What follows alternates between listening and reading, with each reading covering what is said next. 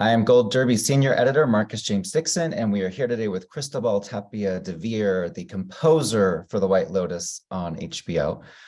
Cristobal, last year you won 2 Emmy Awards for the show, one for the main title theme, which is one of the best themes of all time on television, and one for the music composition. Tell us about that Emmy night. What was that whirlwind experience like for you? I mean, it's so crazy. I don't even know what to say. I mean, I was just happy to be nominated, and honestly, there were so many great scores, great composers there that were nominated. That I don't know. I wasn't expecting anything. And then winning one time, it was already like a major thing. But then the second time, when I heard again the White Lotus, it was just unbelievable, really. I don't think I realized how much people connected. I mean, I did feel, watching people on social networks and whatnot, but when I was in LA and talking to people from the industry and all that, it seems like it really did something for them. So that is the main inspiration for me from all this is getting feedback from people who work in this at all levels, that they really connect and appreciate what the music did for this show. So I don't know. I mean, I've never won the lottery, but it feels to me like it must be something like that or better than the lottery. Emmys, yeah, the Emmys night was something I'm going to remember.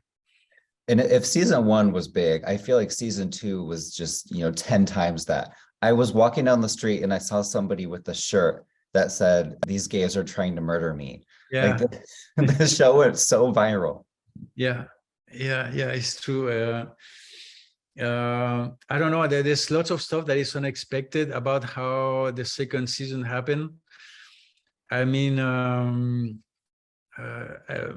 for example, the theme, I was trying to do a remix, but just, to have the vibe of the first season, the recognizable voices, and just to have a little, remix to fit the Italian vibe, the Italian club, kind of Raffaella Carrà or classics like that vibe and whatnot. But then it somehow took on a life, its own life for itself somehow. When I was reading on Twitter or whatever, people going crazy, and somehow it became an anthem for gay people, and now it's being arranged for the Pride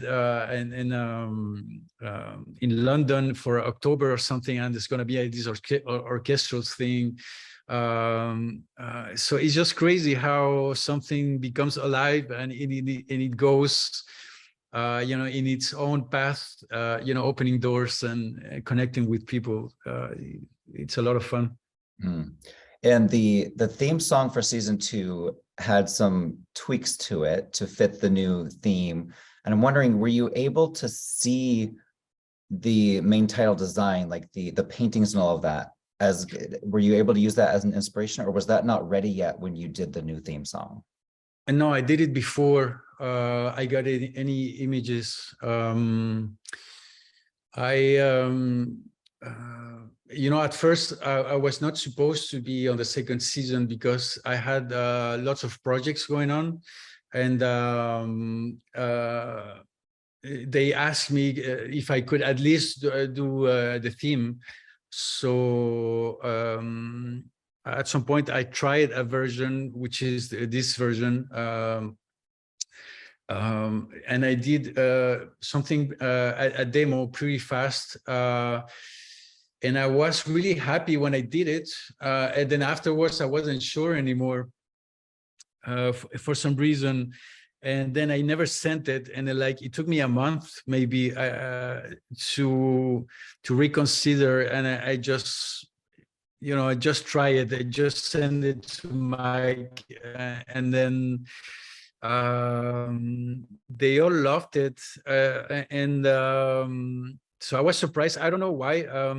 I was somehow insecure about what I did. It's because it's so different from the first season. The first season, it was a lot more aggressive, and the theme felt pretty raw, and all of that. And this new one is very harmonious, and all this Italian intro, and the harp, and everything felt like cleaner and whatnot. So I don't know, for whatever reason, it took me a while to somehow accept it.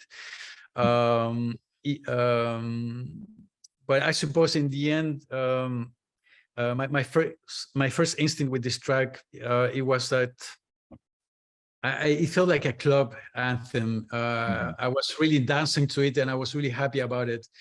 But and then I shut it off for a while. But yeah, so somehow they really liked it, and we kept the original version that I did. Yeah.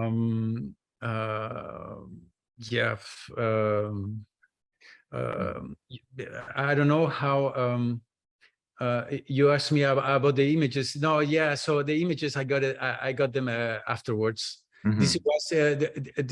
This was mainly based on my conversation with Mike, that maybe he wanted a little bit of operatic, some Italian vibes, some Renaissance stuff. So yeah, after this discussion, I came up with that. Do you know yet, or are you coming back for season 3, which will be set in Thailand? Yeah, I think so. I mean, we haven't finished all the legal stuff and whatnot, but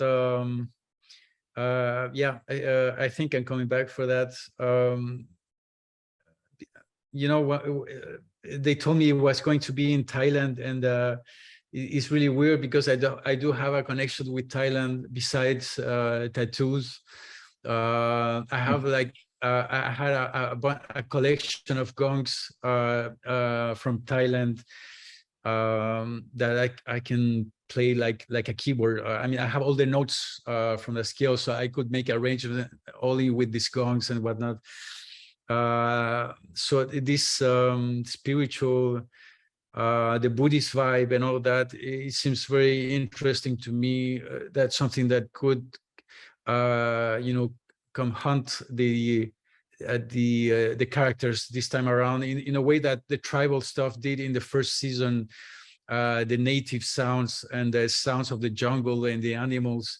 It feels like an Eastern philosophy vibe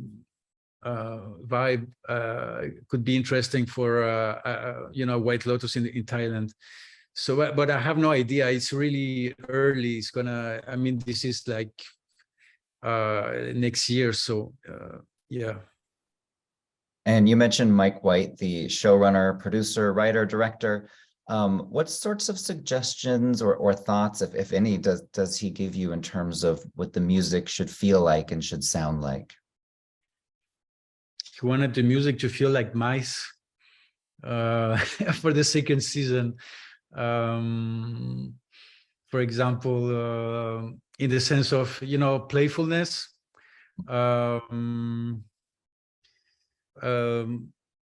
Things feeling lighthearted.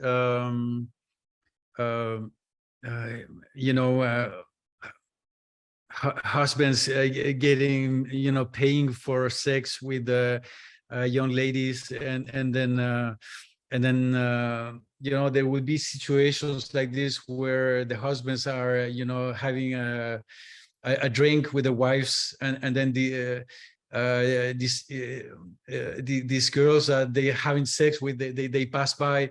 Situations like that in the first season would have been very stressful, because of the music. And in this one, he wanted something different. And this is when he spoke to me about feeling like these people are mice, going around, which somehow dictated how I was even playing the keyboard, because I did some piano music that feels like, like a musical box or something that you play with just two fingers like this, and it's just funny and playful. So yeah, my communication with Mike generally tends to be a little bit abstract, in those terms.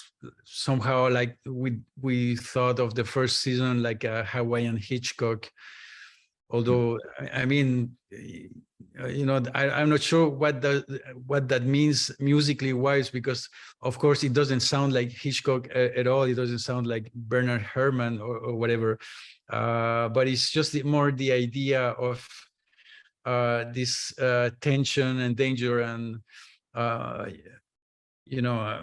things like that. Yeah.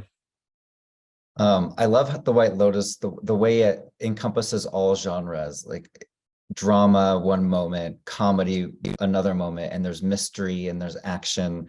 How often do you think about genre when it comes to composing? I mean, you could go from one scene is really hysterical to another scene, people are killing each other. Yeah. I think when there's things that are sad or dangerous or stuff like that, I think we're really honest about that. I don't think the show makes fun I don't think the show makes fun of people having I don't know how to say, having a moment of I give you an example. In the first season, often the music is making it's like creating trouble somehow, and making tension, and it feels like these characters are sometimes out of their minds or out of control, or and all kinds of things. But sometimes when there's a character that is relaxing or maybe connecting with nature, for example, there's this kid Quinn that, in the first season, at some point the ocean took his iPads and iPhones and whatever, and he has nothing to do. He's pretty sad, but then later he's just watching the sea and the sunset, and I really appreciating nature and not being in conflict with everybody and all that. And he doesn't have porn anymore in his iPhone or distractions like that. And the music is really honest, and it feels like there's a relief. At that point, you're connected with nature, and you feel just good and honest. So I think that's the approach in general for things that are subjects that are heavy or things that should be moving. At least I don't think I make jokes about that with the music or anything like that. It's just pretty honest. So you have this swings of moments that are completely ridiculous, and then a really dramatic, honest moment, which doesn't even feel like a comedy anymore when those things happen. The dark moments and everything like that, it feels really tense and terrible, or whatever emotions. And speaking of tense, there's that scene in the finale of season 2 on the boat where Jennifer Coolidge has the gun, and I don't want to spoil anything if anyone hasn't seen it, but I just rewatched that scene and I was surprised there was no music. It was virtually silent.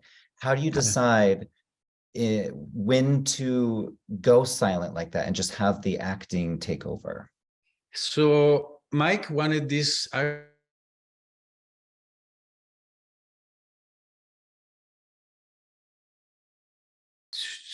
to try to add something to it. So it's not completely silent in the end. There is a sound, there is this ominous sound that is like going down, like I think that is, you know, dragging you down, but it's subtle, it's in the background, and it's just like a tense thing, so that it doesn't feel like music. But when I first saw it, I don't remember. I think there might have been some temp score. Sorry, but yeah, I think he really did want it to be silent, and I haven't heard the final mix. So maybe, I suppose they really push it down the track for that, if you didn't hear it, or maybe, you know, they make it super subtle. But yeah, I mean, that is the most tense way of doing that. Any music, any kind of you know, terrifying strings or action drums or anything like that, I think it would have ruined the it would have make it actually maybe fun or weird or funnier or something like that.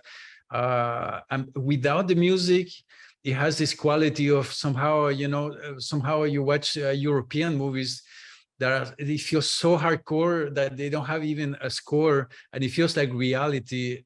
And I think that's the point of that.